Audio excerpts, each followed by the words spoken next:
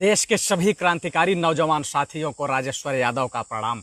मेरे नौजवान साथियों, इस देश के ऊपर जब जब आफत आई है, इस देश पर जब जब आपदाएं आई हैं, तब तब इस देश के राजनेताओं ने देश की लुटिया डुबोने का काम किया है। देश को बर्बाद करने के लिए एक न बड़े से बड़े घोटाले को अंजाम दिया है।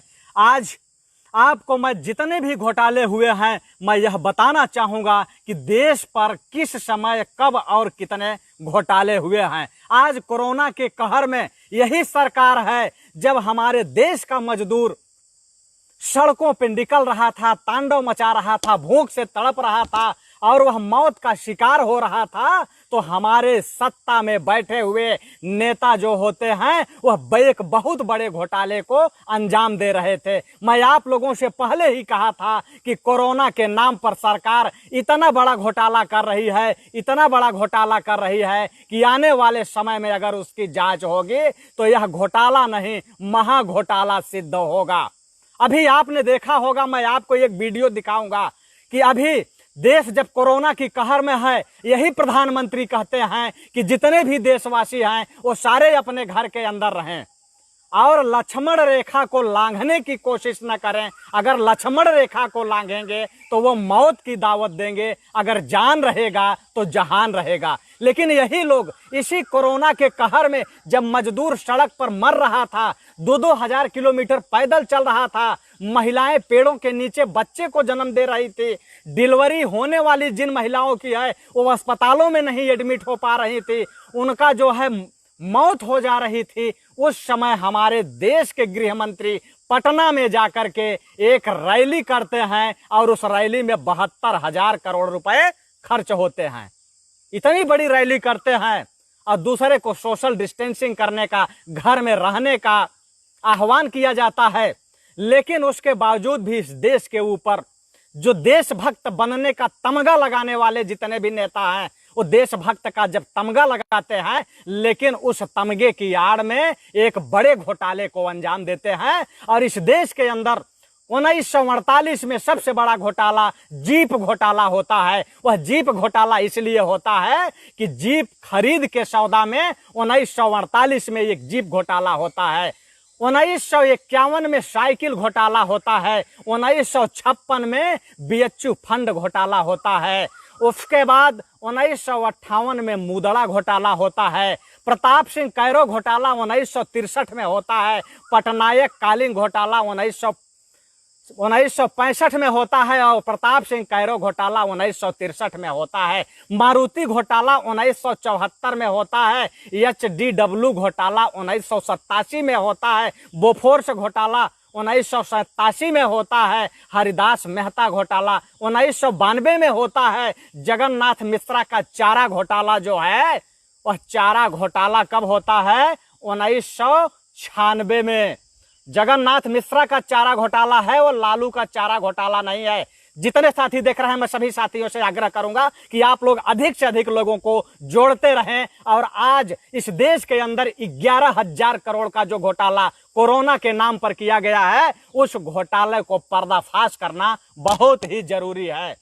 जगन्नाथ मिश्रा का जो चारा घोटाला होता है, उस पर लालू यादव स्वयं जाकर के उस घोटाले की जांच के लिए उस घोटाले का एफआईआर कराते हैं। लेकिन बिहार के अंदर जो सामंतवादी मनुवादी विचारधारा के लोग थे, वो सत्ता में बैठे लोग या प्रशासन में बैठे लोग या विपक्ष में बैठे लोग, उनको एक मौका मिलता है, वो लालू यादव का चरित्र गढ़ते हैं और चरित्र गढ़ के खुद लालू यादव को जेल के सलाखों के पीछे कर देते हैं। और जेल के सलाखों के पीछे इसलिए नहीं कर देते कि वो चारा घोटाला में उनका नाम आता है, सलाखों के पीछे इसलिए कर देते हैं कि वह लालू यादव जो बिहार के अंदर सामंतवादी व्यवस्था जब पनप रही थी और पनप ही नहीं रही थी, फल और फूल रही थी, उस समय लालू यादव 1990 में आकर बिहार की राजनीति को बांझ बना दिया। उन्होंने बिहार के राजनीति को सामंतवादियों से बांझ बना दिया। एक भी सामंतवादी व्यक्ति 1990 से लेकर के अब तक में कोई मुख्यमंत्री नहीं बना। उनके मन में एक हाहाकार मचा, एक भूचाल आया कि एक भैंस चराने वाला लालू यादव पूरे बिहार के अंदर एक भी मुख्यमंत्री जो कि लोग मुख्यमंत्री बिहार के अंदर बनते थे सामंतवादियों के बदौलत बनते थे, सामंतवादी विचारधारा के लोग बनते थे, लेकिन वह लालू यादव सामंतवादी विचारधारा के नेताओं को बांझ बना दिया बिहार को, कि एक भी नेता 90 से लेके आज तक पैदा नहीं हो पाया जो बिहार का चीफ मिनिस्टर बने। बिहार का चीफ मिनिस्टर ओबीसी समाज के ही लोग बने, और यहां तक कि समाज का अंतिम व्यक्ति जिसको मुशहर कहा जाता है बिहार के अंदर, जितिन राम मांझी मुख्यमंत्री बन गए लालू यादव की बदौलत, लेकिन कोई सामंतवादी मुख्यमंत्री नहीं बन पाया। इसलिए लालू यादव को जेल के सलाखों के पीछे डाला गया, और नहीं तो बड़े बड़े घोटाले हुए हैं, बड़े बड़े घोटाले हुए हैं, और घोटाला करने वाले लोग आज तक जेल नहीं गए हैं। तो जबकि लालू यादव तो चारा घोटाले में लालू यादव थे भी नहीं, चारा घोटाला जगन्नाथ मिश्रा का, और जेल चले गए लालू यादव। उसके बाद यूरिया घोटाला होता है 1991 में, चीनी घोटाला होता है 1994 में, और उसके बाद जूता घोटाला हो जाता है इस देश के अंदर। जूता घोटाला आप समझ सकते हैं। उसके बाद भाजपाइयों ने तहलका घोटाला किया। तहलका घोटाला आप पढ़िएगा, उसमें बंगारू लक्ष्मण का नाम आता है जो भाजपा के राष्ट्रीय अध्यक्ष हैं। उसके बाद यूटीआई घोटाला होता है, आदर्श घोटाला होता है, ताबूत घोटाला होता है 99 में, जब हमारे जाबाज सिपाही कारगिल की चोटियों को कब्जा कर रहे थे, सीने पर गोलियां खा रहे थे। उस समय ये जो चिंदी चोर हैं ये उनका कफन चोरी करने का काम कर रहे थे और कफन चुरा रहे थे। और उसके बाद आईपीएल घोटाला, सत्यम घोटाला, कॉमनवेल्थ घोटाला, 2G स्पेक्ट्रम घोटाला, कितने घोटाले हुए हैं कि आप लोग समझ नहीं सकते हैं कि इस देश के अंदर घोटाले पे घोटाला, घोटाले पे घोटाला और घोटाले पे घोटाला होता गया। लेकिन एक भी व्यक्ति अब तक उस घोटालों का जेल में नहीं है। अगर जेल में कोई है तो वह सिर्फ लालू यादव है, जो सामंतवादी विचारधारा को अपनी लाठियों के दम पर तोड़ रहा था और लोगों के हक और अधिकार को दिलाने का काम कर रहा था। उसके बाद अब आप लोगों को मैं बताना चाहूंगा कि जब हमारे देश के अंदर जब लॉकडाउन होता है कोरोना के कहर में, तो वह कोरोना का कहर जो है, उस कोरोना के कहर में 11,000 करोड़ रुपए, 11,000 करोड़ रुपए चट कर दिए गए और आप लोगों को पता भी नहीं चला। जितने साथी देख रहे हैं सभी साथियों से मैं आग्रह करूंगा कि आप लोग इस वीडियो को क्लिक करें और क्लिक करके जैसे ही शेयर का ऑप्शन आए उसको शेयर करें, ग्रुपों में शेयर करें, टाइमलाइन पर चलाएं और उसके बाद वॉच पार्टी चलाएं। लेकिन लोगों को जोड़ते रहें और जितना ज्यादा से ज्यादा लोगों को जोड़ते रहेंगे उतना बढ़िया रहेगा। देखिए, मैं ये नहीं कह रहा हूं कि भारतीय जनता पार्टी के लोगों ने घोटाला किया है। खुद आप गृह मंत्री अमित शाह से सुन लीजिए, अमित शाह अपने मुंह से स्वयं कह रहे हैं कि जो मजदूर थे उन मजदूरों को घरों तक पहुंचाने के लिए और मजदूरों को जो है लॉकडाउन में 2 महीने जो रोका गया, उनको कैंपेनिंग में इकट्ठा करने के लिए, उनको खाना खिलाने के लिए, उनके भोजन में 11,000 करोड़ रुपए खर्च कर दिए गए। 11,000 करोड़ रुपए खर्च किए गए। और जबकि पूरी सड़क पे अगर आप देखेंगे तो पूरी सड़क पे खाना कौन बांट रहा था? विपक्ष के लोग खाना बांट रहे थे। विपक्ष के लोग खाना बांट रहे थे पूरी सड़क पे। मैं आपको दिखा रहा हूं,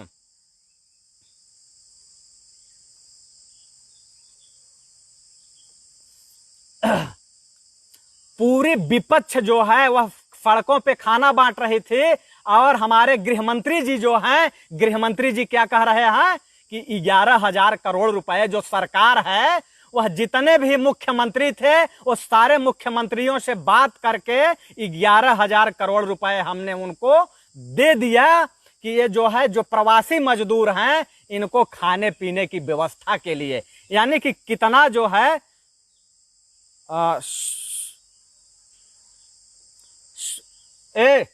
एक खोला लाख यानी कितनी शर्मिंदगी, शर्म आनी चाहिए कि 11,000 करोड़ रुपए कहां चले गए। और उन्होंने जो फंडिंग थी, जो प्रधानमंत्री केयर फंड बनाया, उस प्रधानमंत्री केयर फंड को प्राइवेट फंड घोषित कर दिया। और उसके बाद इन्होंने कहा कि उसकी हम जानकारी किसी को नहीं देंगे। ये देखिए गृह मंत्री जी क्या कह रहे हैं। उनको मालूम नहीं है कि बिहार के प्रवासी मजदूर का जज्बा क्या है। वो एनालिसिस नहीं कर पाते हैं कि मोदी जी ने प्रवासी मजदूरों को सुरक्षित रखने के लिए कितना काम किया है। जब से कोरोना की महामारी आई, सब जिलों के अंदर अभी स्वास्थ्य की व्यवस्थाएं नहीं बनी थी। मोदी जी ने वीडियो कॉन्फ्रेंस कर सभी प्रदेश के मुख्यमंत्रियों को कहा कि जहां जहां प्रवासी मजदूर है, यूपी का है, बिहार का है, उड़ीसा का है, बंगाल का है, नॉर्थ ईस्ट का है, उसको सम्मान के साथ रखा जाए, इनके कैंप बनाए जाए, इनकी भोजन की व्यवस्था की जाए और भारत सरकार से खजाने से 11,000 करोड़ रुपया वो प्रवासी मजदूरों के भोजन के लिए तुरंत ही इन राज्यों को दे दिया और 1 मई 11,000 करोड़ रुपए बता रहे हैं गृह मंत्री जी, स्वयं 11,000 करोड़ बता रहे हैं। और आप लोग इस देश को दिखाइए, ट्रेनिंग हो गई, क्वारंटाइन सेंटर बन गए, ऑक्सीजन के सिलेंडर पहुंचे। उसके बाद 1 मई से ट्रेनों की आवाजाही शुरू करी और उसको श्रमिक ट्रेन, प्रवासी मजदूरों के, प्रवासी श्रमिकों के सम्मान में उसको श्रमिक ट्रेन नाम दिया गया। और मित्रों, मुझे कहते हुए आज हर्ष है कि लगभग 1.25 करोड़ लोगों को सुरक्षित रूप से वहां पहुंचाने का काम भारतीय जनता पार्टी की नरेंद्र मोदी सरकार ने किया है। तकलीफ पड़ी है, कई ऐसे दृश्य भी आए जो मन को विह्वल कर देते थे। कुछ लोगों ने धैर्य खोकर पैदल चलना शुरू किया, उनके लिए भी एसटी बसें चलाई गई। जैसे ही दूसरे तीसरे दिन मालूम पड़ा, एसटी बस लेकर उनको नजदीक के रेलवे स्टेशन पर पहुंचाया, वहां से ट्रेनें चलाई। रेलवे के अंदर 85% खर्चा भारत सरकार ने उठाया, 15% खर्चा राज्य सरकारों ने उठाया। क्वारंटाइन के अंदर रखने का कैसे खर्चा, जैसे सुशील जी ने बताया, सभी राज्य सरकारों ने उठाया। और जब वापस गए तो उसको 1,000 रुपया नकदी और बिहार के अंदर 1180 रुपये का सामान देने का काम भी बिहार सरकार ने किया है। उनका स्वास्थ्य परीक्षण किया गया और आज वो सभी अपने अपने घर में सुरक्षित पहुंचे हैं। आप देख सकते हैं कि किस तरीके से गृह मंत्री जी झूठ बोल रहे हैं और एक कह रहे हैं कि जब लोग पैदल चलना शुरू कर दिए तो उनको हमने एसटी बसें चलना शुरू किया और उनके बसों में बैठा करके बिहार भेजने का काम किया। और जब वो क्वारंटाइन होते हैं बिहार के अंदर तो सरकार उनकी व्यवस्था करती है। और जबकि यही बिहार सरकार है जो बिहार के अंदर कहती थी कि हम बिहारियों को बिहार में घुसने नहीं देंगे, और वही लोग जब ये बिहार की क्वारंटाइन सेंटर में जब जाते हैं ना, तो वहां क्वारंटाइन सेंटर में उनको लाई दी जाती है, मूड़ा दिया जाता है, मूड़ी दी जाती है, उनको खाने की व्यवस्था नहीं होती है। तमाम लोग हमारे पास फोन किए थे और उस समय हमने बताया था कि ये लोग जो है कितने पैसे का खर्च दिखाते थे, एक व्यक्ति का 2440 रुपए, 2440 रुपए का खर्च एक दिन का दिखाते थे। इतना बड़ा घोटाला हुआ है, इसलिए ये 11,000 करोड़ रुपए इतने आसानी से नहीं हुआ है। आप एक बार फिर से सुनिएगा कि किस तरीके से हमारे गृह मंत्री जी झूठ बोल रहे हैं और इसको पूरे देश के लोगों को दिखाने का काम कीजिए। आप लोग ग्रुपों में शेयर करते रहें, टाइमलाइन पे शेयर करते रहें और अपने मित्रों को इनवाइट करते रहें। एक बार फिर से सुनिए, इसको ध्यान से सुनिएगा। अपमानित करते हैं, उनको मालूम नहीं है कि बिहार के प्रवासी मजदूर का जज्बा क्या है। वो एनालिसिस नहीं कर पाते हैं कि मोदी जी ने प्रवासी मजदूरों को सुरक्षित रखने के लिए कितना काम किया है। जब से कोरोना की महामारी आई, सब जिलों के अंदर अभी स्वास्थ्य की व्यवस्थाएं नहीं बनी थी। मोदी जी ने वीडियो कॉन्फ्रेंस कर सभी प्रदेश के मुख्यमंत्रियों को कहा कि जहां जहां प्रवासी मजदूर है, यूपी का है, बिहार का है, उड़ीसा का है, बंगाल का है, नॉर्थ ईस्ट का है, उसको सम्मान के साथ रखा जाए, इनके कैंप बनाए जाए, इनकी भोजन की व्यवस्था की जाए और भारत सरकार से खजाने से 11,000 करोड़ रुपया वो प्रवासी मजदूरों के भोजन के लिए तुरंत ही इन राज्यों को दे दिया। और 1 मई से ही मजदूर दिन के दिन जब पूरी व्यवस्था चौक चौबंद होने लगी, जिलों के अंदर स्वास्थ्य सेवाएं पहुंचने लगी, उनकी ट्रेनिंग हो गई, क्वारंटाइन सेंटर बन गए, ऑक्सीजन के सिलेंडर पहुंचे, उसके बाद 1 मई से ट्रेनों की आवाजाही शुरू करी और उसको श्रमिक ट्रेन, प्रवासी मजदूरों के, प्रवासी श्रमिकों के सम्मान में उसको श्रमिक ट्रेन नाम दिया गया। और मित्रों, मुझे कहते हुए आज हर्ष है कि लगभग 1.25 करोड़ लोगों को सुरक्षित रूप से वहां पहुंचाने का काम भारतीय जनता पार्टी की नरेंद्र मोदी सरकार ने किया है। तकलीफ पड़ी है, कई ऐसे दृश्य भी आए जो मन को विह्वल कर देते थे। कुछ लोगों आप ने देख सकते होंगे कि लोग भी इनके होते हैं और ताली भी इनकी होती है, थाली भी इनकी होती है, और ये लोग जो है झूठ भी इनका होता है और झूठ बोलने वाले भी यही होते हैं, और वहां झूठ को सुनने वाले भी इन्हीं के लोग होते हैं, और उस झूठ पर तांडव मचाने वाले भी लोग इन्हीं के होते हैं। मैं शुरू में ही बोल रहा था कि इस कोरोना के कहर में भारतीय जनता पार्टी की सरकार एक बहुत बड़े घोटाले को अंजाम देने जा रही है, और वो घोटाला है, अगर आज जांच हो जाए, अगर वास्तविक जांच हो जाए, तो ये जो 11,000 करोड़ रुपए का खर्चा दिखाया जा रहा है, ये 11,000 करोड़ रुपए का जो खर्च है, ये कहां हुआ है, लोग जो है कितने लोग जेल में जाएंगे, इसकी जांच होगी तो आप कल्पना नहीं कर सकते हैं। जितने साथी देख रहे हैं सभी साथियों से मैं एक बार गुजारिश करूंगा कि आप अब तक लगभग 1,000 से आसपास लोग देख रहे हैं, और अगर मात्र अपनी टाइमलाइन पे अगर एक बार शेयर कर दें, एक बार, तो शायद है कि टाइमलाइन पे शेयर करने पे 2,000 लोग जुड़ जाएंगे। 2,000 लोग अगर एक बार आप शेयर करेंगे तो इसलिए मैं आप लोगों से गुजारिश कर रहा हूं कि एक बार आप लोग इस वीडियो को शेयर, नीचे शेयर का ऑप्शन दिया हुआ है, जैसे ही शेयर के ऑप्शन पे आप बटन दबाएंगे, उस शेयर के ऑप्शन पे जाके बटन दबाइए, उसके बाद तुरंत आएगा शेयर द पोस्ट, और शेयर द पोस्ट आएगा, उस पर पोस्ट पर ओके करिए, फिर नेक्स्ट कर दीजिए, पोस्ट हो जाएगा। आप लोग एक बार अपनी टाइमलाइन पे पोस्ट कर दीजिए। अगर आप लोगों के अगर अंगूठे में दर्द न होता हो, आप लोग भाजपा के समर्थक न हो, आप अगर संघियों के समर्थक न हो, आप अगर मजदूरों के हितैषी हो, किसानों के हितैषी हैं, आप आजाद भगत सिंह, सुखदेव, राजगुरु, आसफुल्ला खां, राम प्रसाद बिस्मिल के अगर समर्थक हैं, वो अपने आदर्श उनको मानते हैं, तो एक बार आप शेयर कर दें, और नहीं मानते हैं तो छोड़ दीजिए। तो आज आपने देखा होगा कि जिस तरीके से हमारे देश के गृह मंत्री झूठ पे झूठ और झूठ पे झूठ का पुलिंदा बांध रहे हैं। वो कह रहे हैं कि जब मजदूर पैदल सड़क पे चल रहे थे तो हमने बड़ी पीड़ा हुई, बड़े दुख हुआ, और हमने बस चला दिया। और यही हमारे प्रधानमंत्री, यही हमारे गृह मंत्री पूरे कोरोना काल में 3 महीने तक ये कहीं इनका पता नहीं चला कि किस बिल में छुपे हुए हैं। जब विपक्ष के लोग सड़कों पर राशन बांट रहे थे, पानी बांट रहे थे, मजदूरों को उनके घरों तक पहुंचा रहे थे, और इसमें सबसे बड़ा योगदान ट्रक ड्राइवरों का था। मैं उन ट्रक ड्राइवरों को सल्यूट करता हूं कि वो जाबाज सिपाही अपने ट्रकों में पैदल चलते हुए लोगों को अपनी ट्रकों में बैठा करके वो जहां जा रहे थे वहां तक ले जाके उनको छोड़ रहे थे।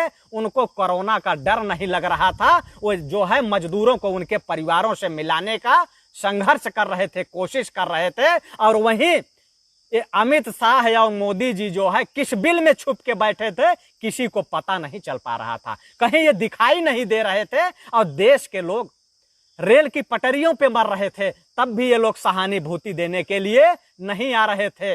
लोग एक्सीडेंट में मर रहे थे ट्रकों में, उस समय ये सहानुभूति नहीं दे रहे थे। महिलाओं पेड़ों के नीचे बच्चों को जन्म दे रही थी, उस समय ये जो है सहानुभूति देने के लिए नहीं दिखाई दे रहे थे। और बिहार के अंदर रैली करते हैं, और वह रैली को जो है अपने लोगों तक पहुंचाने के लिए, अपने राशन तो नहीं पहुंचा, लेकिन अपने भाषण को पहुंचाने के लिए ये बांस की कोठों के अंदर, जंगलों के अंदर एलईडी लगा था इनका।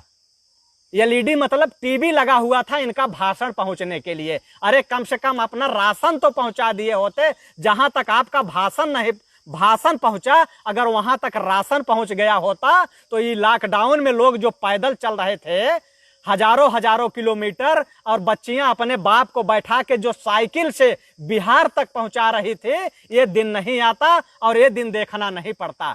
आज यह भारतीय जनता पार्टी की सरकार में हमारे जो जाबाज सिपाही हैं, ये जो जाबाज सिपाही जो कोरोना से लड़ रहे थे, वो चाहे सिविल पुलिस हो, चाहे पैरामिलिट्री के लोग हों, इन सिविल पुलिस के लोग जिनको कि ये दिखाया जा रहा था कि ये मजदूरों को लाठियों से पीट रहे थे, ये लाठियों से पीटने वाले कौन थे?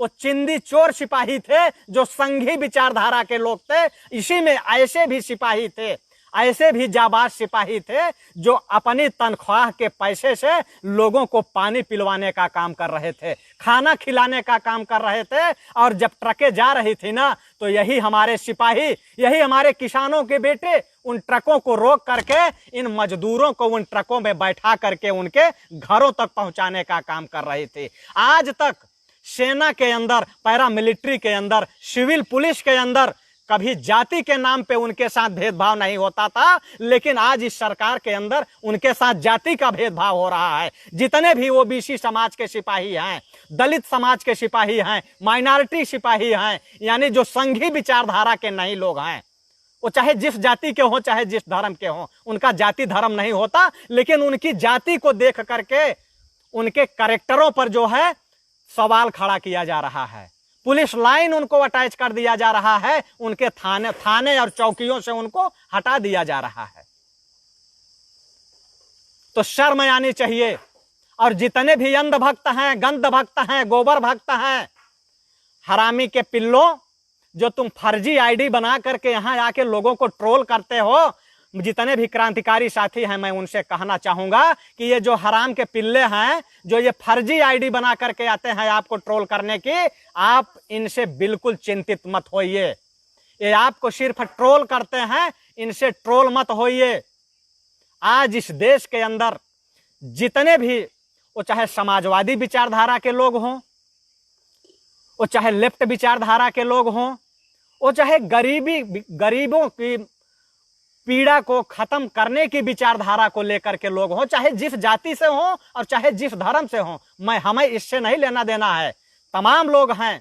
आज मैं देखता हूं कि लोग ब्राह्मणों को गाली देते हैं, लोग राजपूतों को गाली देते हैं, जबकि सारे ब्राह्मण और सारे राजपूत गलत नहीं होते हैं। कुछ चंद्र लोग होते हैं जो संघी विचारधारा के लोग हैं, तो उन संघी विचारधारा के लोगों से आप लड़िए, लेकिन समूचे ब्राह्मण समाज को, समूचे राजपूत समाज पर सवाल मत खड़ा करिए। क्योंकि मोहन सिंह जैसे लोग, राजनारायण सिंह जैसे लोग, मधुसूदन तिवारी जैसे लोग, जनेश्वर मिश्र जैसे लोग, जेपी जयप्रकाश नारायण जैसे लोग, उसके बाद लोहिया जैसे लोग, बनिया समाज में पैदा होने वाले लोग हमेशा पिछड़ों के लिए लड़ा, दलितों के लिए लड़ा, गरीबों के लिए लड़ा। लेकिन आज ये भारतीय जनता पार्टी के लोग जो हैं, ये मजदूरों के नाम पे घोटाला कर रहे हैं। मजदूरों को ये कह रहे हैं, जैसे मोदी जी का एक मुझे भाषण याद आता है कि वो 14 में उन्होंने कहा था कि 2022 तक इस देश के अंदर एक भी गरीब नहीं बचेगा। और आज आपको दिख रहा होगा ना कि कितने गरीब मार दिए गए, कितने गरीब मारे गए। आने वाले समय में वास्तव में इस देश के अंदर गरीबी नहीं खत्म होगी, गरीब हो खत्म हो जाएंगे।